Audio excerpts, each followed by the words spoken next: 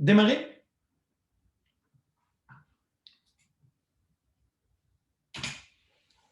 Et ensuite, vous ne pouvez pas nommer la variable du curseur puis la variable, la procédure du même nom. Alors, on va lui donner un nom. P parce que c'est quand même un paramètre. Et on va la préfixer de cure.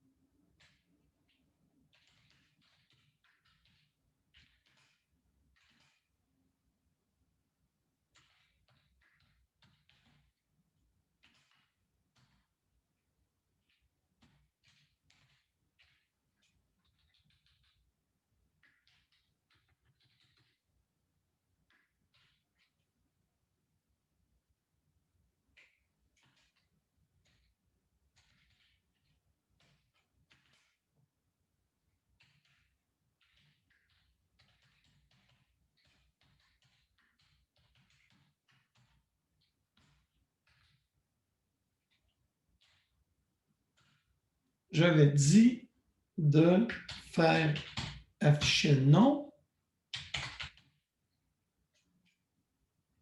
Moi, gentil, on va mettre quelque chose de plus aimable au début.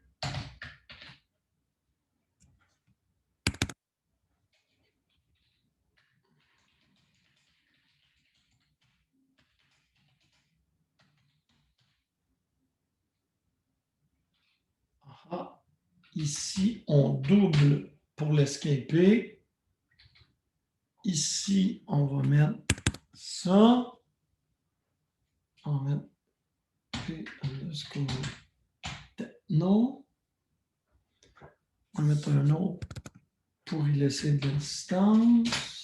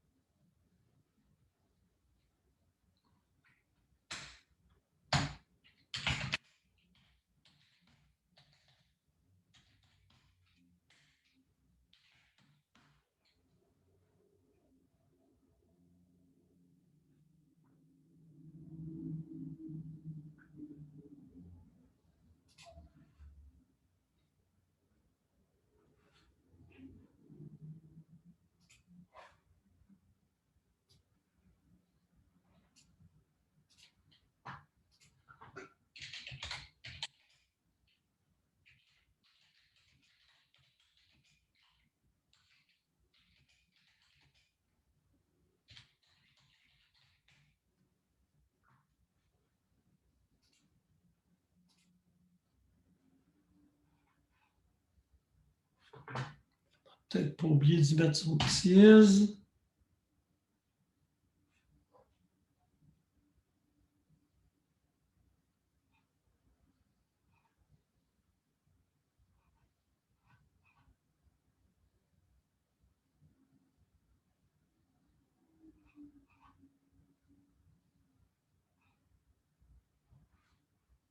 Il faudra que je dise son type.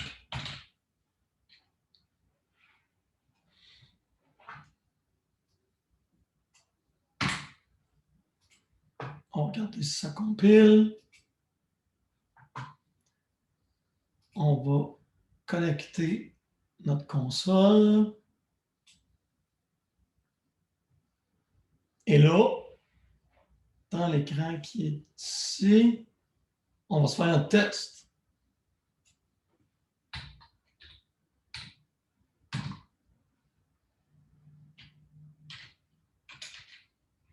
peu qu'on s'en aille travailler sur ça ici aujourd'hui, fait qu'on va laisser ça pas loin. Et là, le test. On aurait pu faire un execute aussi.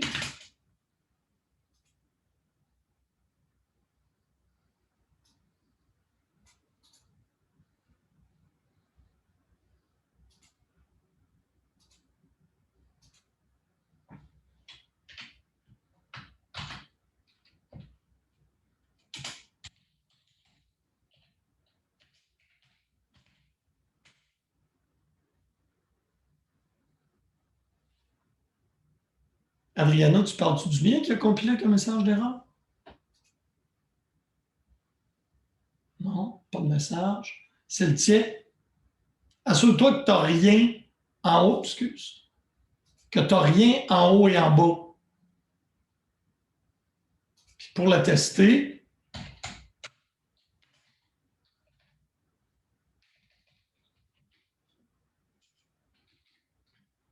on écrit nos tests. Oh, attends, je sais qu'il y a des employés dans le 20.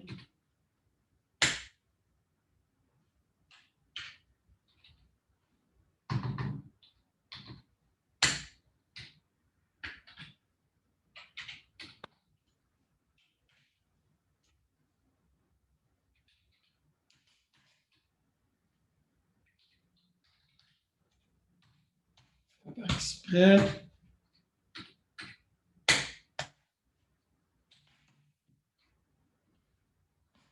Là, j'écris. Il te manque un point-virgule en quelque part, Adriana. Pas de problème, on va maintenant rouler notre série de tests.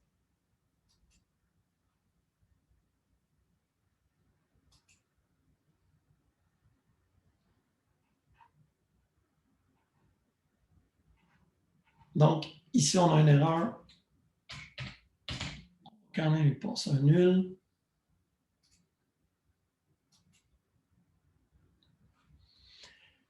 Alors, vous voyez que la seule chose de tout ça qui a donné une réponse, mais je n'ai pas eu d'erreur. Regardez, là. Mais on a juste des employés dans le département 20. Et là, vous voyez où je commence tranquillement pas vite à m'en venir. En fait, ce que je veux, c'est que vous commenciez à penser quel test je vais écrire pour tester ma procédure puis être sûr qu'elle ne crache pas.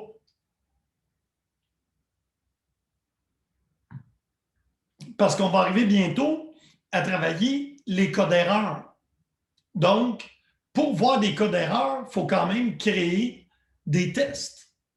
Et idéalement, en fait, dans l'approche du test-driven development, on pense aux tests avant de coder.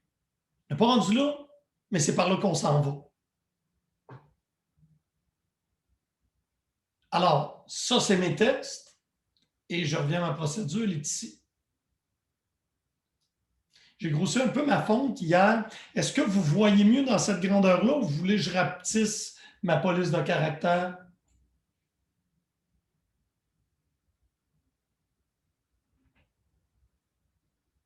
Moi, je trouve que c'est parfait comme ça. Là. Un petit peu plus gros, hein? Est-ce qu'il y en a qui n'ont pas été capables de faire la consigne? Puis en fait, la consigne, elle avait principalement 3 morceaux importants. Faire une procédure qui recevait en paramètre un numéro de département, créer un curseur qui recevait en paramètre ce numéro de département-là, et après ça, afficher avec un DBMS output les employés qui faisaient partie du département. Il y en a-tu que, même avoir le source code, là, ils ont de la difficulté à compiler le code source ici?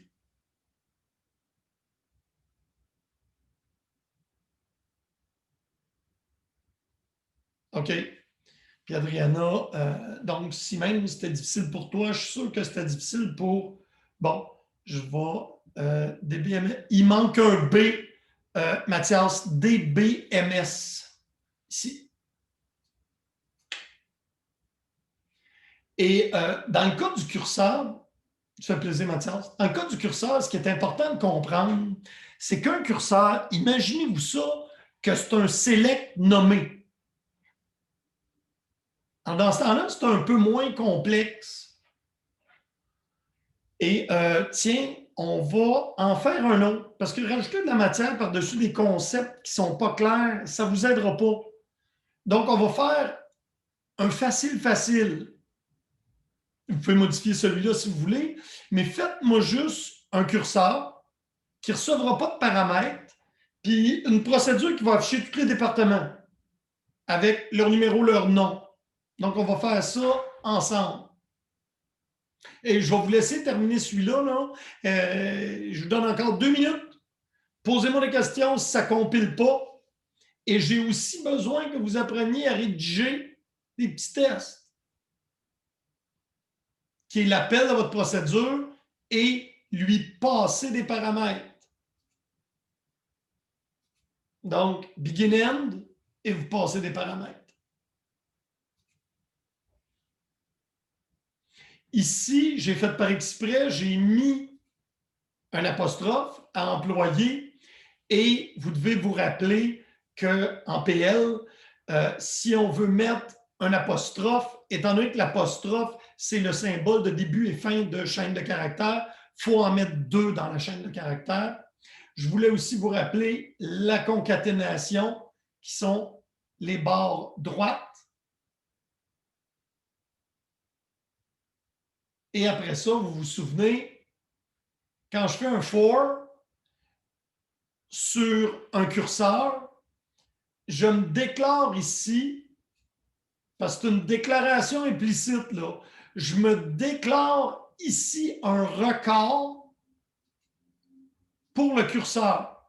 Donc, étant donné que c'est un select étoile, ça va être tous les champs de la table M qui vont s'en aller dans mon record ici. Et là, mon curseur, lui, reçoit un paramètre qui est le paramètre reçu par ma procédure et il affiche.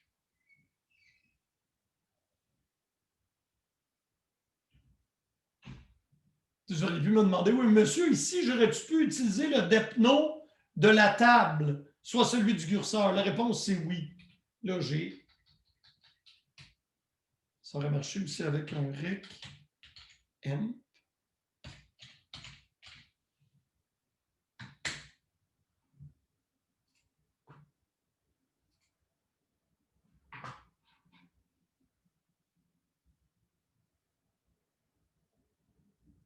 Ça va jusqu'ici? Donc, pour la dernière fois, est-ce qu'il y en a qui n'ont pas été capables de créer cette procédure-là avec un curseur qui reçoit un paramètre? Gênez-vous pas, faites lever la main, ça fait plaisir, je vais vous aider, tout le monde. Nobody left behind, personne laissé en arrière.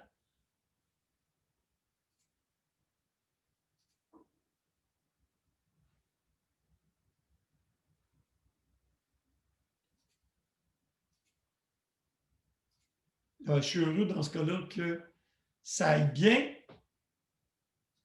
On va peut-être refaire un petit quelque chose ensemble pour être sûr que vous êtes très confortable.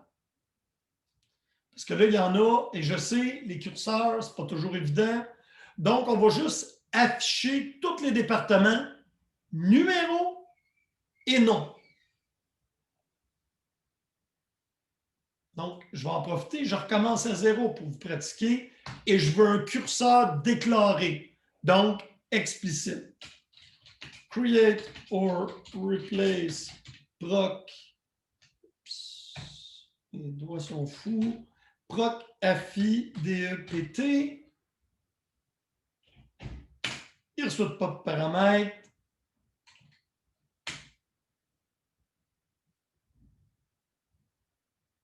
Oui, ça aurait été mieux si j'avais dit que c'était une procédure que je voulais.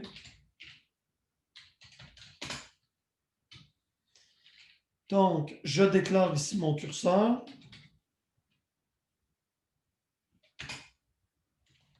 On le prédomine avec un de la table dep is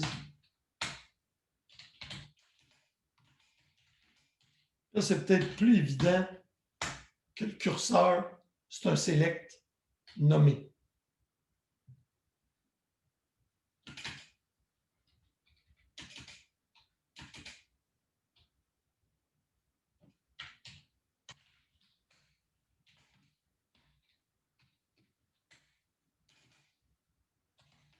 Et là, on fait un for.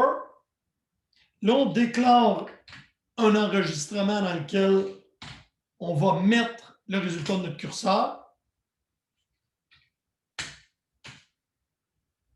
qui est en haut.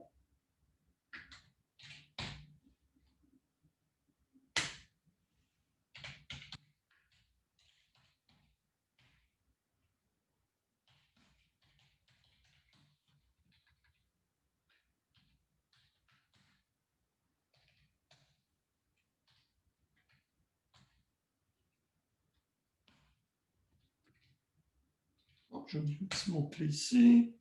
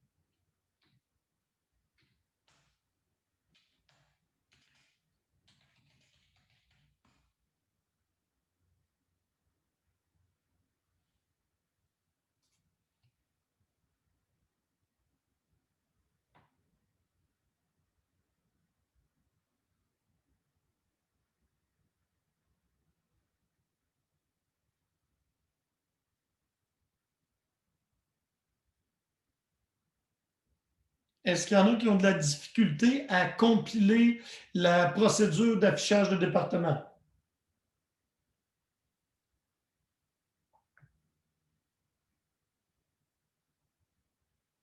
C'en est faire nos tests?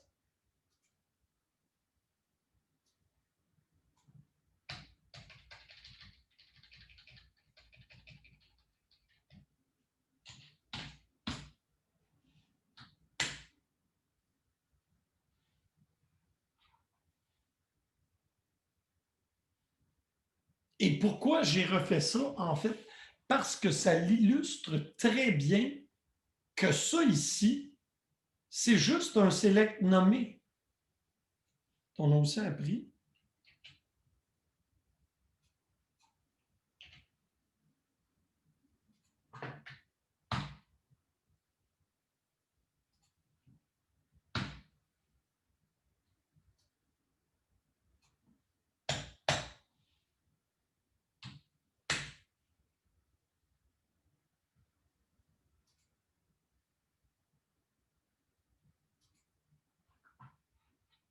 C'est la même chose au niveau du résultat. Donc, quel serait, pourquoi, si je peux venir mettre le select ici, est-ce que j'utiliserais un curseur explicite? C'est quoi l'avantage?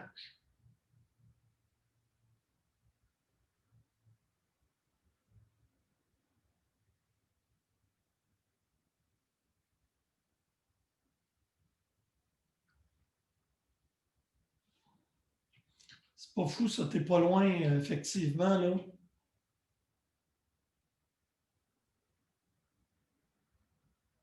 Ah, Mathias, merci beaucoup. Vous avez tous raison, en fait. C'est que si plus tard, j'ai besoin de le réafficher, les départements-là, c'est sûr, mon curseur, il n'y a pas de variable. Il y a peu de réutilisation. Mais oui, premièrement, imaginez-vous que ça sera un curseur avec une jointure. Là, on peut comprendre qu'il y aurait même des avantages Parce que là, le curseur, puis il appelle des fonctions, puis n'oubliez pas, un curseur, vous pouvez penser à ça comme un select nommé. Mais en fait, quand on l'exécute, c'est un pointeur sur les résultats du select nommé. Alors, on fait une petite modification, puis on va se faire une jointure. On va comprendre que ça va éliminer du code complexe après mon begin. Admettons, je vais mettre le département et les employés. Je ne sais pas si vous vous souvenez comment faire une jointure. Ça va être une bonne pratique. Moi, je vais y mettre un alias.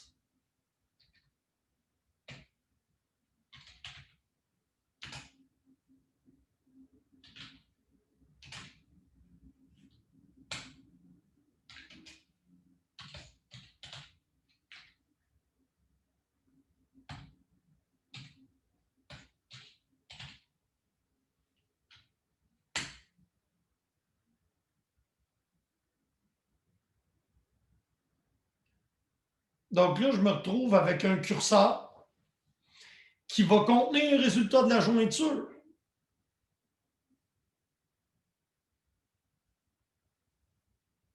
Et là, naturellement, je vais afficher des employés. On va rajouter devant.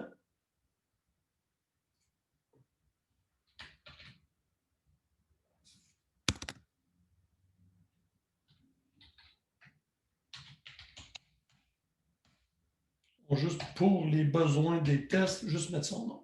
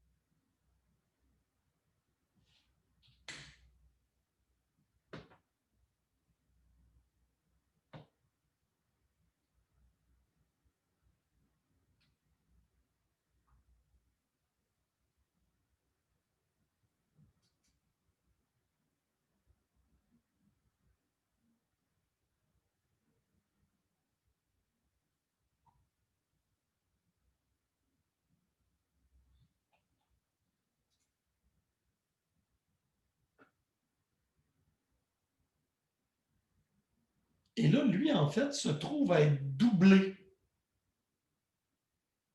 Vous comprenez bien que Depno, je l'ai dans l'employé. Donc, on va être obligé, on ne pourra plus faire un select étoile.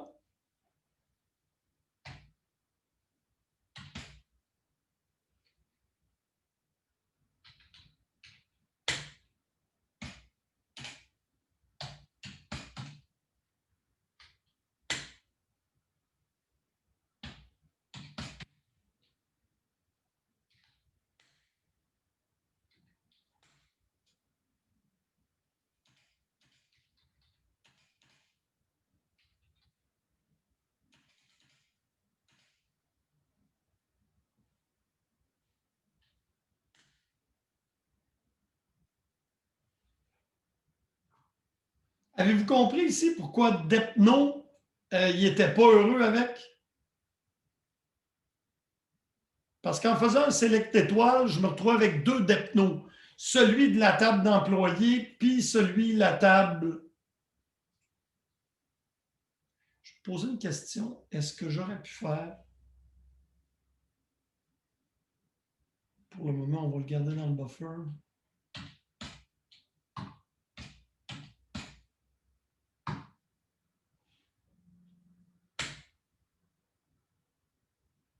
Ah, on voit ici, en mettant les deux avec des étoiles, il me dit j'ai besoin d'un alias parce que je vais avoir des colonnes dupliquées.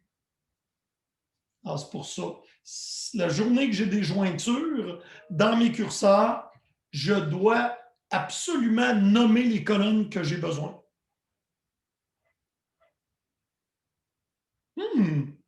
Adriana, l'as-tu essayé?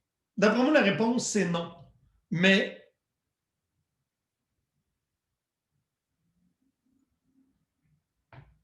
parce qu'en fait, les attributs ne sont pas une structure hiérarchique. Donc, on va aller voir si ça fonctionne maintenant. Puis tu peux le tester, Adriana. Viens-nous avec le résultat de ton test. Ça te tente.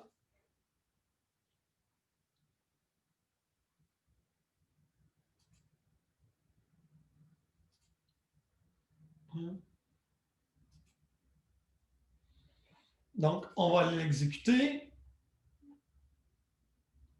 On va vider tout ce qu'on a. Parce qu'il y a du stock ici.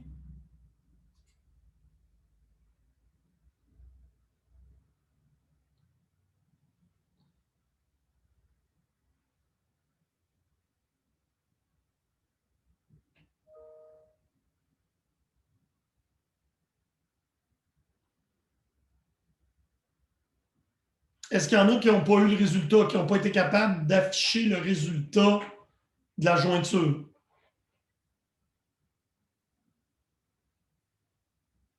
Tout est beau? On va voir plus tard. Là, je vous avais expliqué que ce n'est pas extra de passer dans un record avec, de passer, excusez-moi, dans un curseur avec une book 4 parce qu'à toutes les fois, je m'en vais en SQL, j'exécute, je fetch, je reviens. On va apprendre comment tout aller chercher ça dans une structure mémoire qui va être une collection. Ça va être beaucoup plus rapide d'afficher la collection. Mais pour le moment, ça fait le travail. Et ce que j'espère, c'est que ça vous a aidé un peu à comprendre c'est quoi un curseur. Parce que j'ai fait l'exemple en mettant le select directement dans le for et là, je l'ai remplacé une autre fois.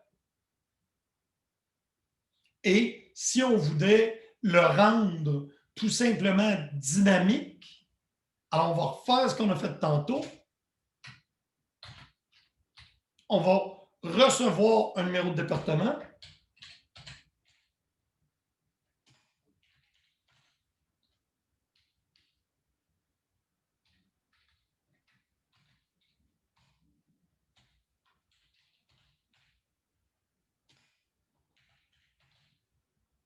Et là, je ne peux pas garder le même nom, parce que sinon, je ne serais pas capable de le distinguer que c'est le paramètre du curseur. Et il y en a qui pourraient poser ici la question, monsieur, est-ce que je suis obligé de me définir ici un paramètre de curseur? Pourquoi je ne peux pas aller mettre le P d'Epno ici directement dans le where?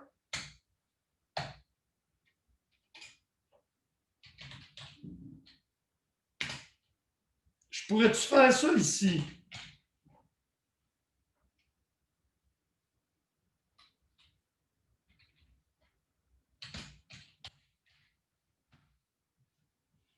Monsieur, ça a l'air de compiler. Mieux que ça fonctionnerait. Comment ça, monsieur, ça fonctionnerait? Mais oui, ça, c'est bon. Mais vous comprenez qu'il va toujours prendre le depno qui est passé en paramètre si je veux réutiliser le curseur plus loin. Pour y passer un autre numéro de département, peu importe pourquoi, j'ai peut-être un code plus gros que ça. Vous comprenez qu'en ayant pris le paramètre de la procédure, mon curseur, je ne peux pas m'en servir en y passer un paramètre. Alors, c'est pour ça que je vous recommande, dans le cas ici, d'y passer un paramètre au curseur.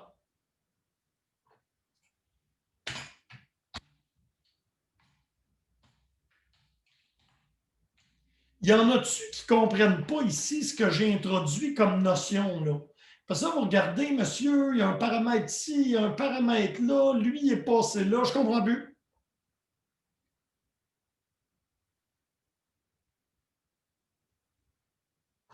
Je vais vous donner un exemple pourquoi je fais ça.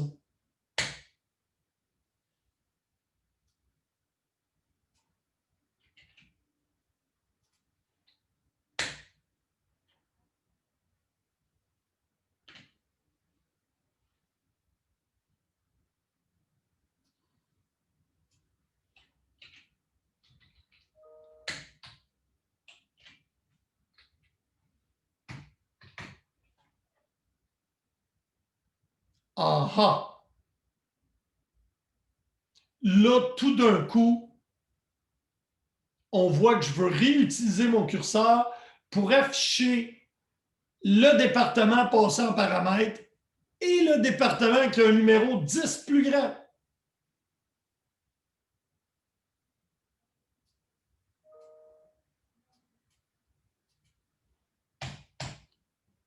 Alors, si je ne faisais pas ça, je ne pourrais pas faire ça. Je ne pourrais pas me servir du même curseur 2 fois. Parce que je vous dis, moi, là, tout d'un coup, je veux une première boucle avec tous les employés du département et une seconde boucle avec un département qui est 10 plus gros que celui qui a été passé en paramètre. Rendu là, c'est fini, là. On sera obligé de déclarer 2 curseurs. Mais étant donné que mon curseur accepte une variable, ben, je peux l'appeler la première fois avec Depno, la deuxième fois avec Depno plus 10. On va voir si ça fonctionne.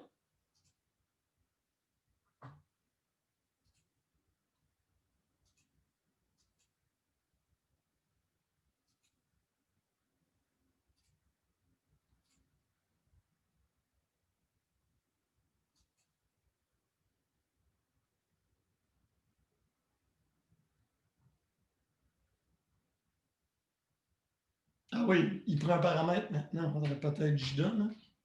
Donc, mettons, on commence à 10. Donc là, on va voir quels départements qui vont s'afficher avec ma procédure dans l'autre page. Je vais afficher quel employé, là, si j'appelle Procafidep et je passe en paramètre 10.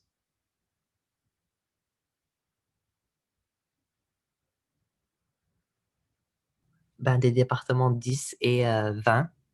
Bingo! Alors, allons-y. Donc, ça ici.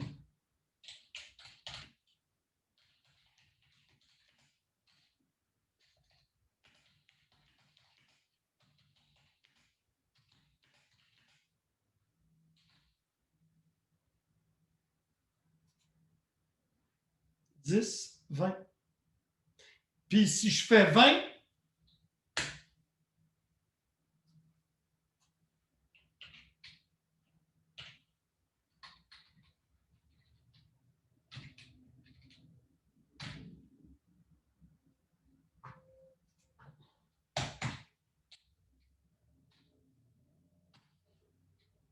même dans mes tests, je peux faire ça beau.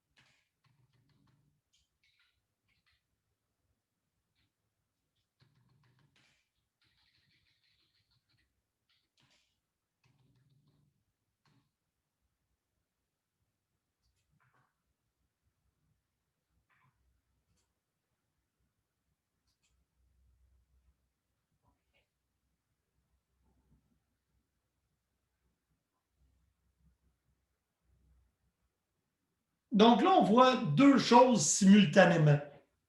Je vous apprends à vous créer un petit programme pour faire des tests.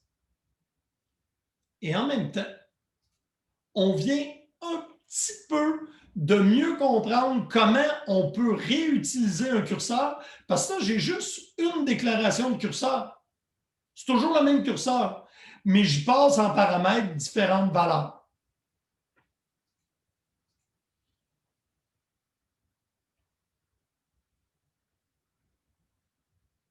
C'est-tu un petit peu plus clair pour vous autres à quoi ça sert un paramètre dans un curseur?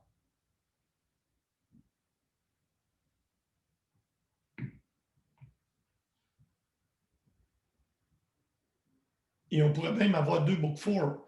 une qui retourne le numéro de département et l'autre qui accepte ce numéro de département-là. Ça peut être imbriqué, des book for. Là j'en ai fait 2 séparés, mais on aurait pu avoir for les départements, puis à l'intérieur, afficher les employés sur 2 book for. Avec un select into. Mais je n'ai pas besoin de ça, étant donné que j'ai fait une jointure.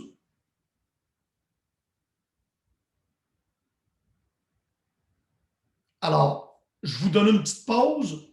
De retour à 11 heures, ça vous convient?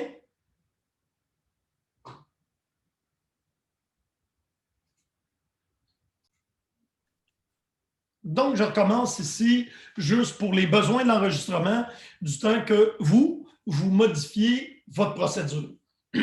Donc, on est rendu avec un curseur qui accepte 2 paramètres et une méthode qui accepte 2 paramètres. Cette méthode-là, c'est une méthode particulière, c'est une procédure, donc elle n'est pas obligée de retourner rien. En fait, elle ne retourne rien. Et l'erreur qu'on a eue au début, je vais l'enlever pour la remettre, pour vous montrer. Là, j'ai pas de valeur de défaut. J'ai ça ici qui est mon PSAL qui est minimum, qui est un number. Donc, la procédure va maintenant recevoir un numéro de département et un salaire minimum pour afficher. Et j'ai modifié le curseur pour dire et le salaire est plus grand que le salaire minimum passant paramètre. Mon curseur a maintenant 2 paramètres, soit le numéro de département et le salaire minimum. Donc, si j'appelle ça avec mes textes,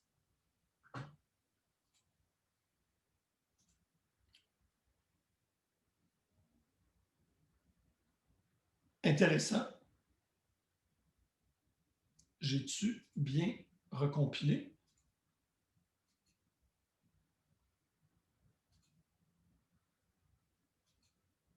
Merci.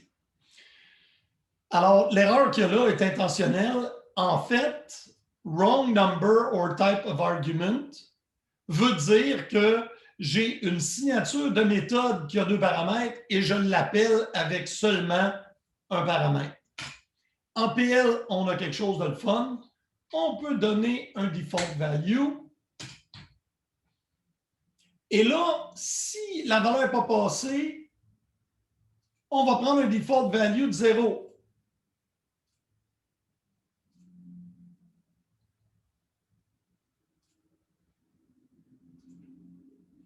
Et on voit qu'on roule nos 2 tests. 10, 20, 20, 30. Parce que la boucle passe une fois. Donc, ça, c'est une particularité de PL, c'est que si dans la signature de la méthode on a un default value, je peux même appeler la méthode sans le paramètre. Là, je regarde ici, là, rapidement dans le donné, dans le 10, mon plus bas, c'est 1300. Donc, je vais utiliser 1400 comme valeur.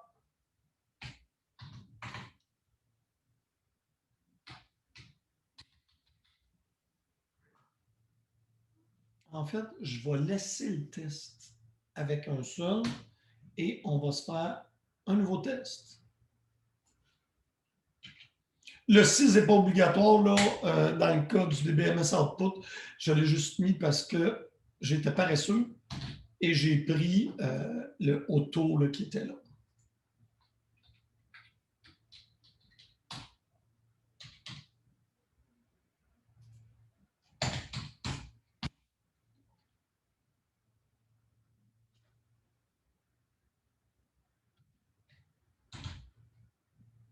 Wow, Mathias, c'est hot comme thinking, ça. Oui, dans tes tests, tu pourrais faire une boucle, passer des valeurs, aucun problème. Tu pourrais même te faire un tableau dans lequel tu mets tes valeurs que tu passes dans une boucle. Super hot. Là, je les écris relativement tranquille.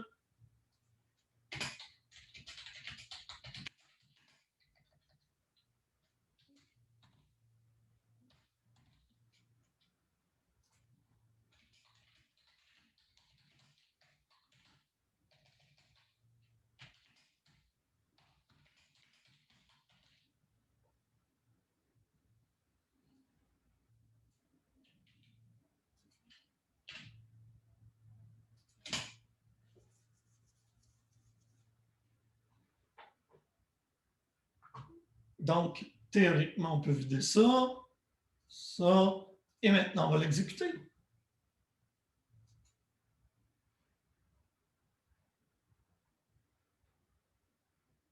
Et là, je n'ai plus de salaire qui sont en bas de 1400. Oh, excusez, dans le troisième test. Là. Donc, dans le 10, je devrais avoir maintenant 1, 2, 3 employés seulement dans le troisième test.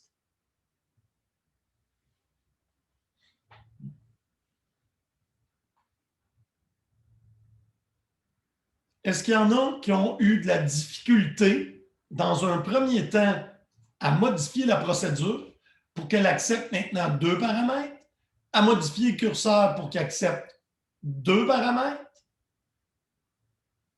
à modifier le curseur qui est ici pour qu'il ait aussi le salaire?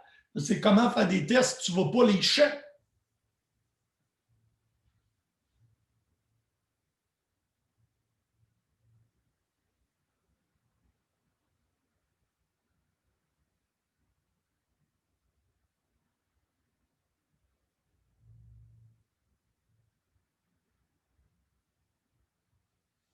Il n'y a pas de questions, ça va bien?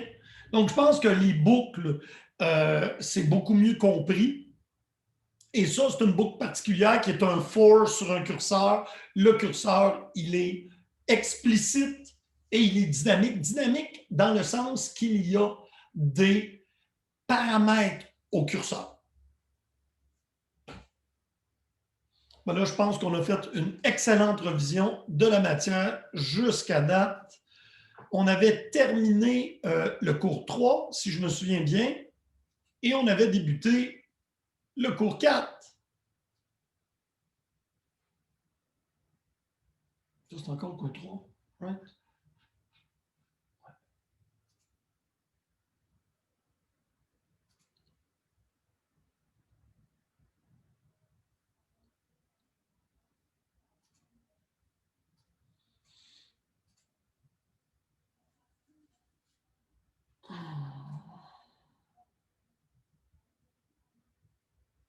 Donc, on avait fait toute l'installation du débogueur et la configuration. On va maintenant vérifier s'il fonctionne. Hein? Et on a une belle procédure pour le tester. Moi, j'aimerais ça. Elle s'appelle Procafidep. Vérifier quelles valeurs sont passées à Procafidep. Donc, je m'en viens ici avec celui qui a un 192, 168, machin. Je vais aller chercher mes procédures. Procafidep. C'est elle. Et on veut y mettre un breakpoint. Mettons dans la première boucle. Et ce que je vais vouloir voir, c'est les valeurs qui ont été passées en paramètres. Par exemple. On va la compiler pour debug.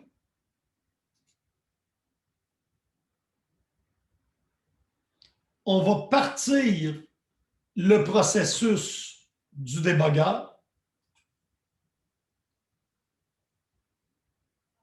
Ici, là, il y en a qui sont obligés de taper 192.168.56.1. C'est pas grave. Là, j'ai mon processus qui est parti.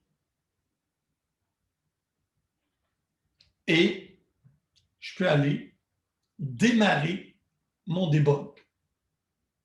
Vous voyez ma petite coccinelle?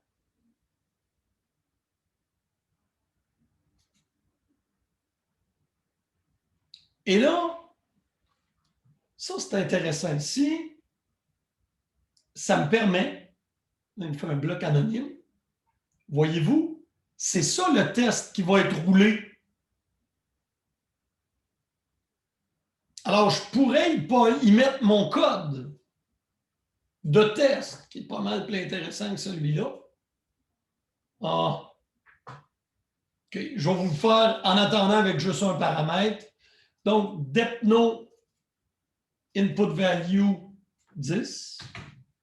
Et salaire minimum, je fais par exprès, 0. On fait OK.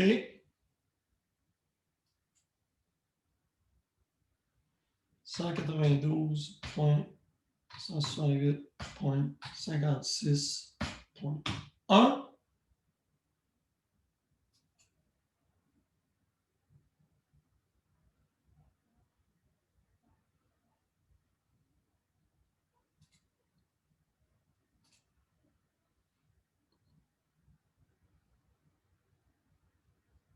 Ah, il est parti un autre debug.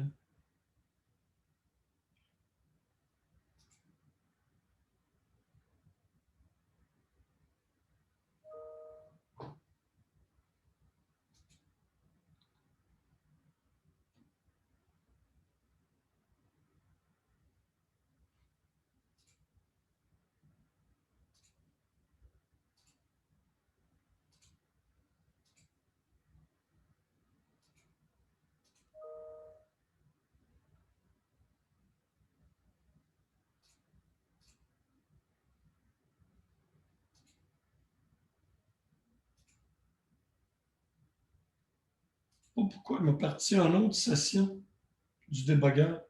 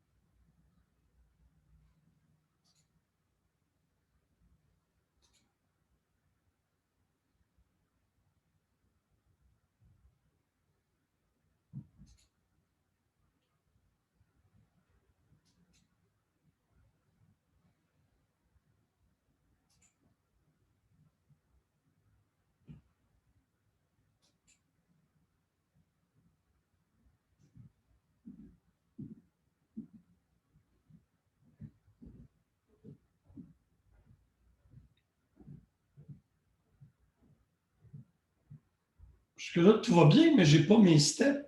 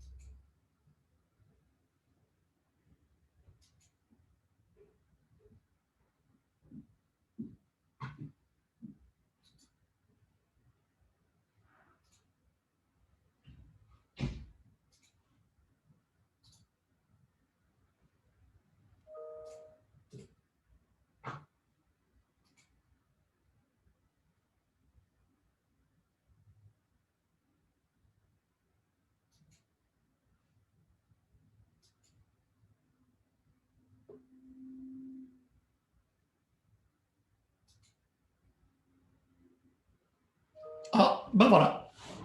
Alors, moi, dans mon cas, il ne fallait pas que je passe de paramètres au lancement du débogueur. Et là, me voici.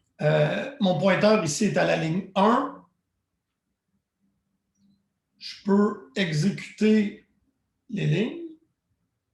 J'étais à mon begin. Et là, je suis sur mon DBMS output. Mon data fait voir que Depno, c'est 10, Sal, c'est 0. Et le record courant en ce moment, c'est lui.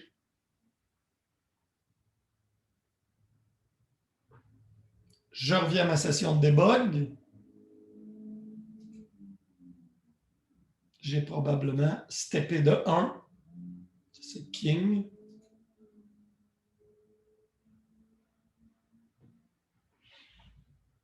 Et j'ai les mêmes ici, vous voyez en haut.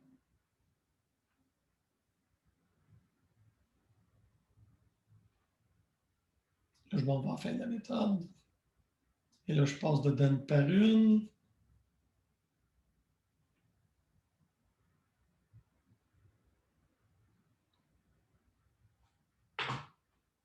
Mon data.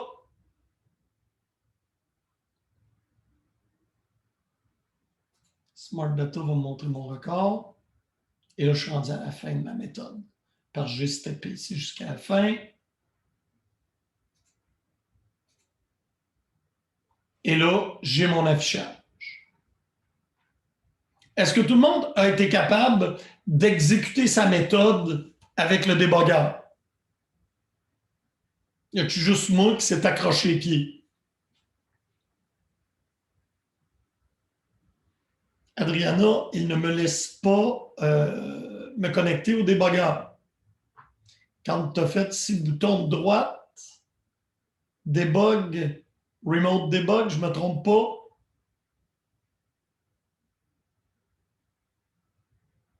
Ici, toi, ce qui est important, c'est que tu rentres l'adresse locale. C'était ça le bug qu'on avait vu, Adriana. Moi, il ne veut surtout pas que j'en mette une, mais toi, il faut que tu en mettes une ici. Moi, je ne le mettrai pas. Et là, tu peux regarder ton processus. Le processus qui est ici, c'est ton processus qui écoute le débogueur. Donc, si moi, mon débogueur, il écoute sur le port 4000.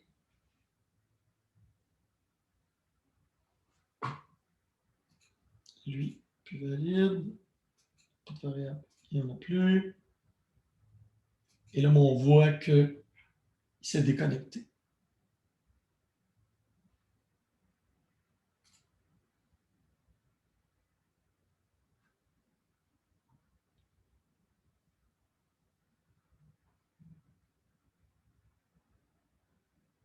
On pourrait aussi, dans le code, lancer la connexion vers le débogueur.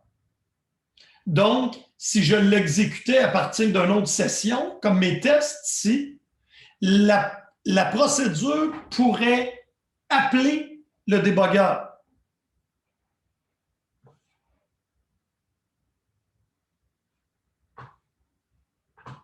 Bon, Adriana, il n'y en aura pas de facile, comme disait un de mes bons amis. Je pourrais regarder ça avec toi après le cours. Est-ce qu'il y en a un qui a été capable de rouler son debug?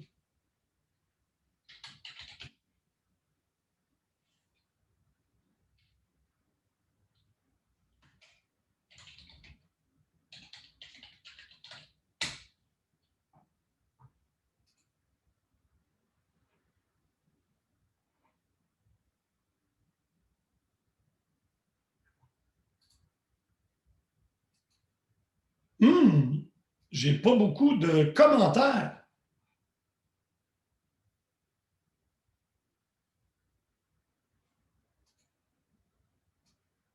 Comment on fait ça?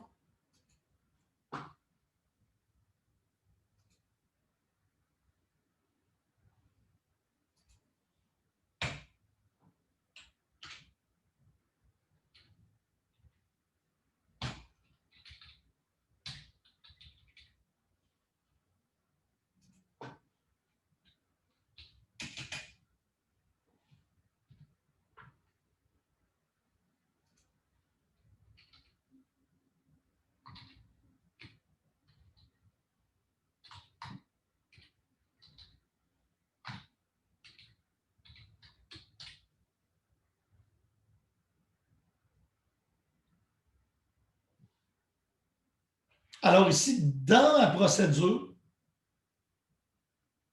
là, bon, à mort, il n'y en a pas de facile, toi non plus. Puis, on va aller la rouler ici. Si je vais la fermer en attendant.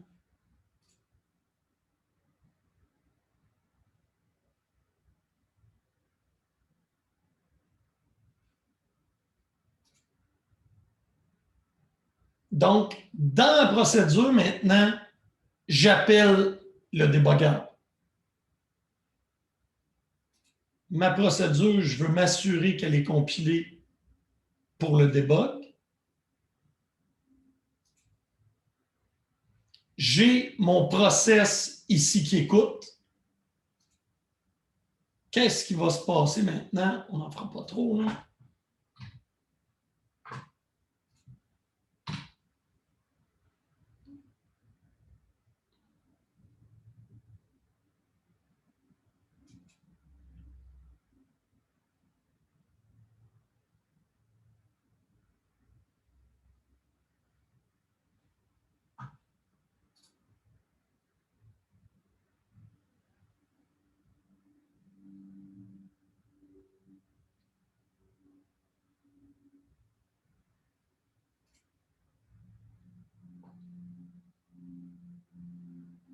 J'ai-tu une erreur à mon adresse? 192, 168, 56. 1, c'est ma machine macOS, pas 4000. Ça, je peux faire ça. Et pour le troubleshooter,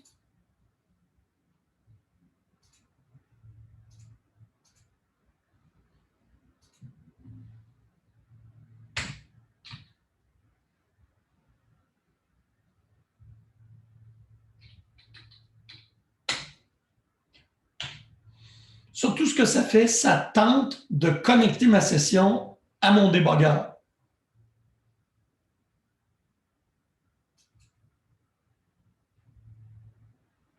Et il me dit non, je ne suis pas capable de me connecter à ton débogueur. J'ai assez passé de temps à déboguer le débogueur dans l'autre cours. Je ne vous perdrai pas du temps cette fois-là, mais ce qu'on voudrait et que je vais avoir comme devoir, c'est comment me connecter à distance parce qu'il devrait être capable de s'en aller et de se connecter.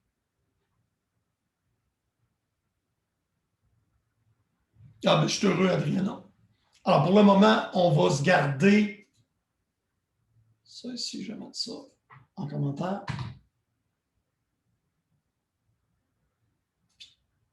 Comme par des bugs et debug. Et on voit ici qu'on est capable de changer les valeurs d'input.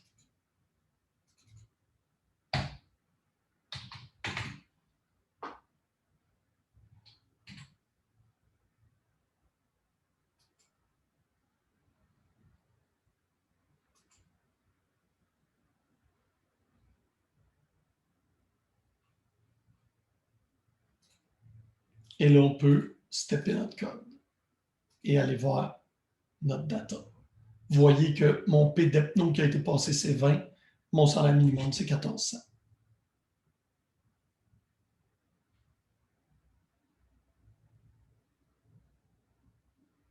Est-ce qu'il y a des questions?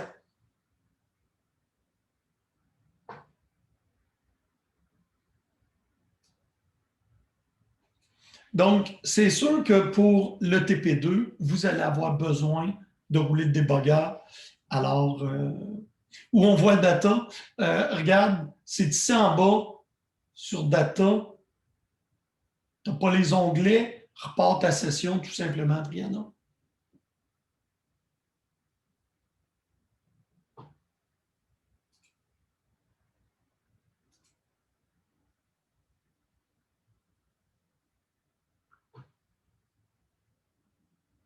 Et là, j'arrête.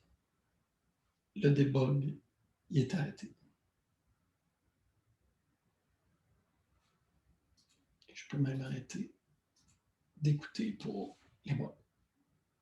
Alors voilà.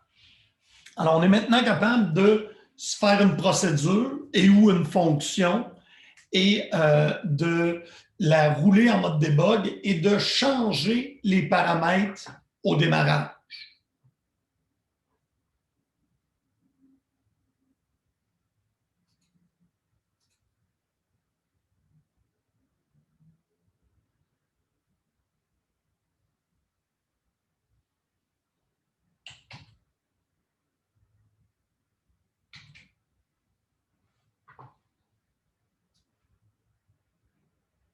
Alors, l'exemple qu'on a fait était plus avancé que celui-là. Alors, je ne referai pas l'exemple ici là, de connexion.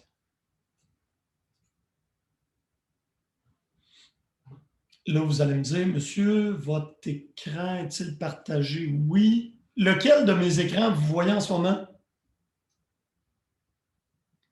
Celui avec SQL Developer. OK.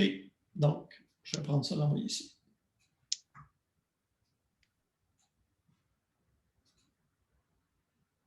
Donc, ça, c'est fait. Standard de codage, je vous l'ai dit, les variables locales avec un L, les variables globales avec un G, les paramètres avec un P. Les curseurs doivent commencer avec cure, les enregistrements ont des records rec, et je vais vous demander de nommer vos fonctions avec le préfixe func ou proc. Est-ce qu'il y a des questions là-dessus? En avant-marche. Qu'est-ce que ça fait un développeur de back-end? Parce qu'on parle de la programmation de BD. Donc, je voulais vous dire ce qui se passe. Parce qu'il y a des gens qui ne font que ça de la programmation en arrière-plan. Entre autres, ils vont faire des modèles de données.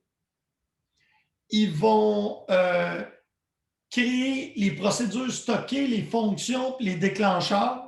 Ils vont faire de l'import-export. Ils peuvent même faire de la performance. Ils vont souvent aider à faire de la conception de rapports. Et il y a beaucoup d'emplois. Le langage SQL est encore un des 10 langages les plus utilisés dans le monde des bases de données et en général. Donc, qu'est-ce qu'on peut faire? On peut être architecte de BD, on peut être analyste d'affaires, on peut être développeur d'applications d'entreprise spécialisé en arrière-plan en PL. On peut faire des entrepôts de données et de l'intelligence d'affaires. Donc, si on vise rapidement, vous n'oubliez pas que SQL, PL, c'est deux moteurs différents dans la base de données.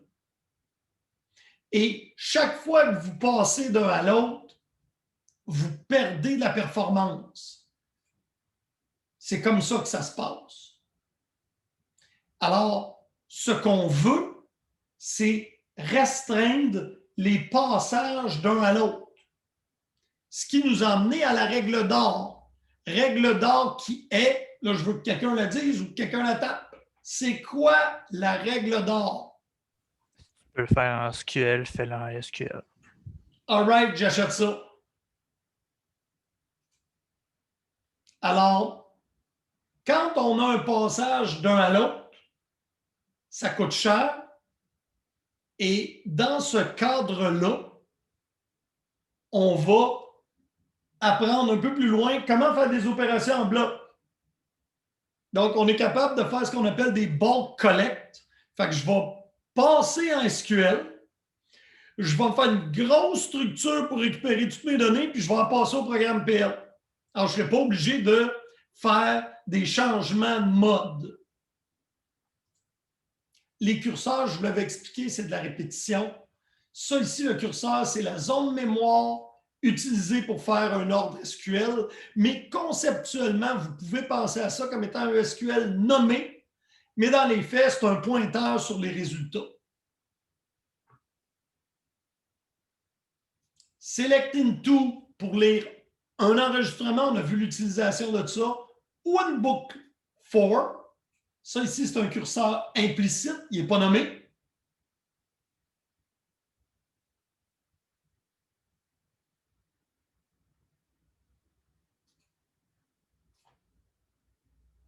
On a des curseurs explicites que vous avez vus et on peut faire des open fetch close. Je vais vous donner un exemple. Ici, j'ai deux variables. J'ai mon curseur explicite, il est déclaré. Et ici, je l'ouvre. Je fais un fetch. Et là, j'ai une boucle while curseur found. Puis là, j'affiche, je refetch, je sors. Mais vous voyez, ça là, la job est faite automatiquement par une boucle for. Alors, c'est possible que vous le voyez dans des stages parce que c'était la méthode auparavant pour manipuler les curseurs. Et cette méthode-là, elle a un gros avantage. C'est la variable curFound ici. Il y a aussi cure %NotFound. Le fetch ne donnera jamais d'erreur qu'il y ait des données ou qu'il n'y en ait pas ou qu'il n'y en ait rien qu'un. Alors, on va voir tantôt comment gérer les erreurs. Un select into, si tu as 2 rangées qui répondent à ton select, ça donne une erreur. Tandis que le open fetch close ne donne jamais ce type d'erreur-là. Mais pour les besoins de notre cours, là, vous n'aurez pas à gérer des curseurs manuellement comme c'est le cas ici. Ça, c'est beaucoup plus joli. On laisse Oracle ouvrir le curseur, le fermer et faire tout le boulot. Donc, les curseurs implicites, c'est pas juste plus beau, c'est plus rapide. Et quand je fais un for comme ça, il fait ce qu'on appelle un bulk collect. Ce qui veut dire qu'il prend, il met dans une collection. En fait, vous pouvez voir, imaginez ça comme un array, un tableau. Et il va passer dedans. On va y arriver. Pourquoi les faire? Comment les faire? Mais à l'heure actuelle, on ne travaille qu'avec des boucles for et des curseurs implicites.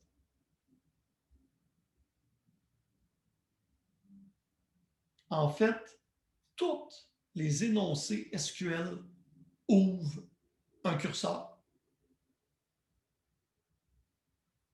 Et pour cette raison-là, on veut toujours limiter les changements de contexte. Quand tu vois un curseur, ça veut dire que tu vas passer du monde PL/SQL au monde SQL.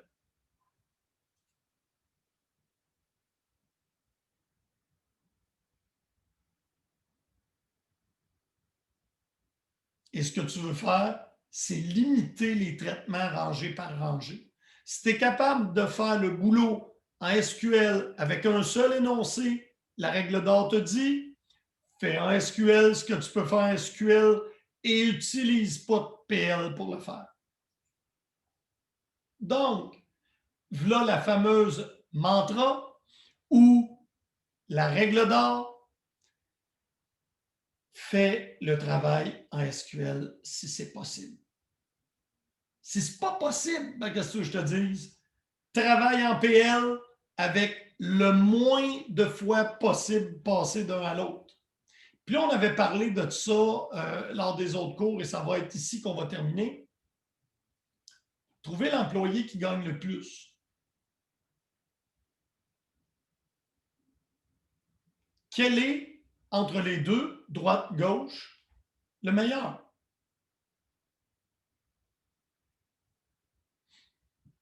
Selon vous, vous avez le droit de voter. Ceux qui votent pour Donald Trump, à gauche, levez la main.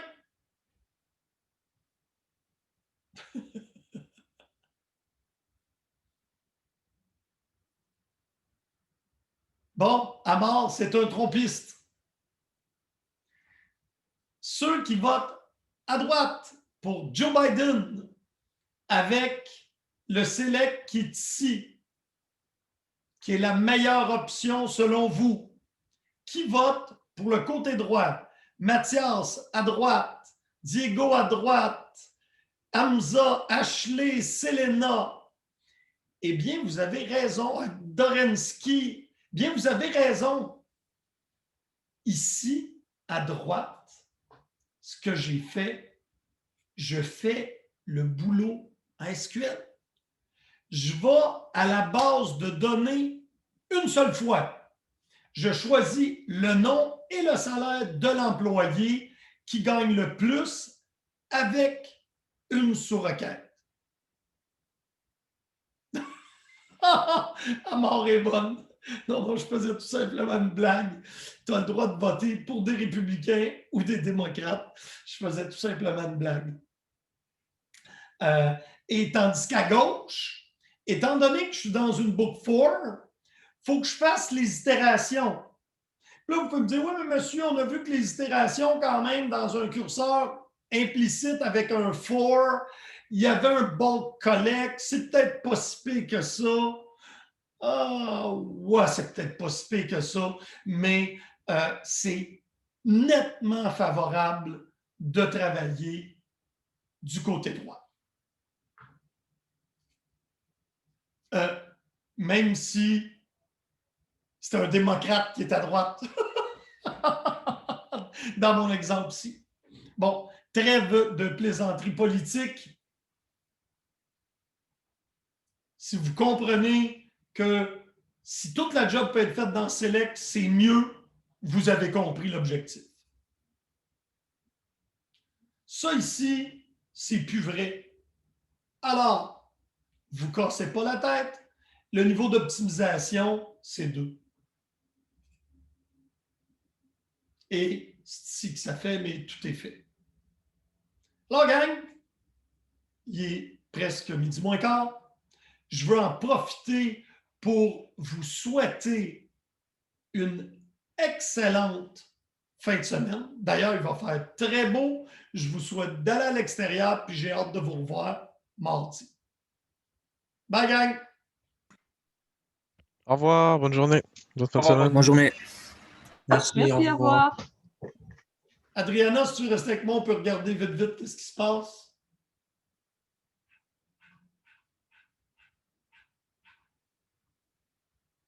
Je vais mettre le partage d'écran. Je vais arrêter l'enregistrement.